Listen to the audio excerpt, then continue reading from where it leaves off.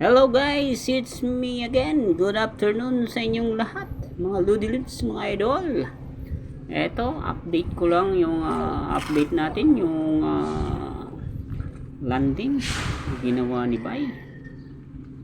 So ito, ayan guys, ginagrout na nga ni Padres yan, tsaka yung ating stonework.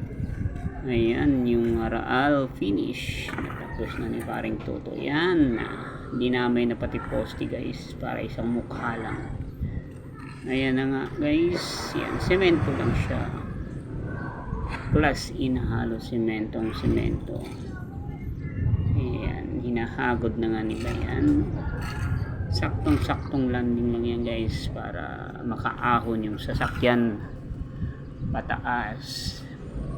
Ayan yung mga bigat na bato, nilalagyan lang ng halo yan guys, para hindi siya kapit na kapit talaga. At bukas pakikintabi na nga natin yan. Yung bukas, ito naman yung kabila.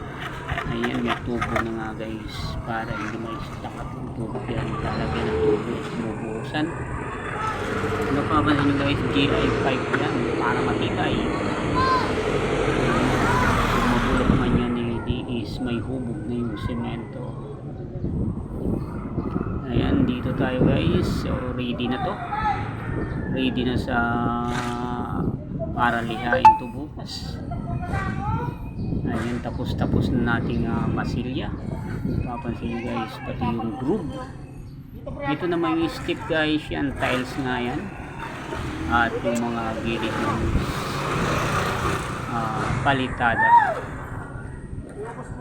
lang yan, pintura lang yan. Kasi balak lalagyan ng ilaw. Ayan, ang natitira dyan is yan, ang metro na yan, pero papalitadahan namin yan para matapos na kami. Ayan, okay na yung groove guys, na masilyahan na natin yan. Palilihain na lang natin yan bukas. Okay na yan.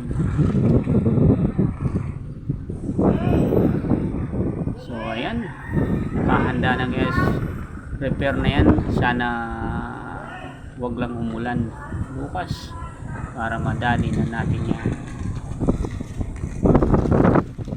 Ayan, okay na guys, yan na muna. At abangan na pag may kulayan na natin yan.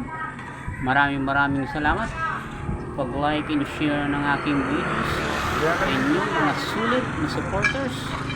Ayan, thank you. Maraming salamat sa inyo mga idol.